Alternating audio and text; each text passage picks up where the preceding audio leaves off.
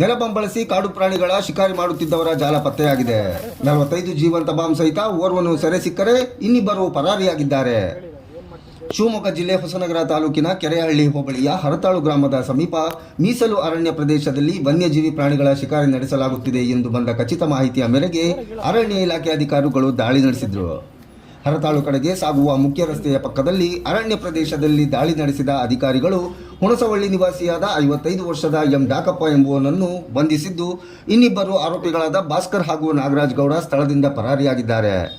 ಕಾರ್ಯಾಚರಣೆ ವೇಳೆ ಕೃತ್ಯಕ್ಕೆ ಬಳಸಲು ತಂದಿದ್ದ 45 ಜೀವಂತ ನಾಡ ಬಾಂಬ್ಗಳು, 1 ದ್ವಿಚಕ್ರ ವಾಹನಗಳನ್ನು ವಶಕ್ಕೆ ಪಡೆದುಕೊಳ್ಳಲಾಗಿದೆ.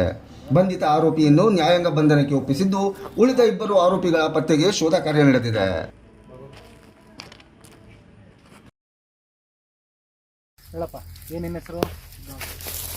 ಬರ ಮಾತಾಡ ಕೇಳಿಸ್ತಲ್ಲ. ಹ್ಞೂ, ತಂದೆ ಹೆಸರು? ಮಂಜುನಾಥ್. ಹ್ಞೂ, ಹೇಳಿದ ಏನು ಮಾಡ್ತಿದ್ದೆ? ಏನು ಯಾಕೆ ಬಂದಿದೆ ಈ ಭಾಗದಲ್ಲಿ? ಏನ ಶಿಕಾರಿ ಮಾಡಿ. ಏನು ಶಿಕಾರಿ ಮಾಡೋಕ್ಕೆ? ಗುಂಡು. ಜೋರಾಗಿ ಹೇಳಪ್ಪ. ಗುಂಡು. ಒಂದು ಗಿಡಕ್ಕೆ ಗುಂಡು. ಏನು ಗುಂಡು? ಹಂದಿ ಗುಂಡು. ನಾಳೆ ಗುಂಡು. ಎಲ್ಲಿ ಸಿಕ್ಕಿದ್ದು ನಿಮ್ಗೆ ಅವೆಲ್ಲ? ಅವು ಬಯಸಿಮೆ ತಂದ್ಕೊಟ್ಟರು. ಬಯಲುಸೀಮೆ ಅಲ್ಲ? ಬಯಸಿಮೆ ತಂದ್ಕೊಡೋದು. ಬಯಸಿಮೆ ಬೇಲ್ ಸಿಗ್ತಾರೆ. ಬೇಲಿ ಶಿಕಾರಿ ಅಂದರೆ ಅವರು ಕಾಡ್ಕೊಂಡು ಹಿಡಿತಾರೆ ಸ್ವಾಮಿ. ಕಾಡ್ಕೊಳ್ಳಿನ. ಬೇಲ್ ಸಿಗ್ತಾರೆ ಅಂದರೆ ಹಾಂ, ಪಿಕ್ಕಿ ಪಿಕ್ಕಿ. ಹಾಂ, ಅವ್ರು ಪಿಕ್ಕಿ.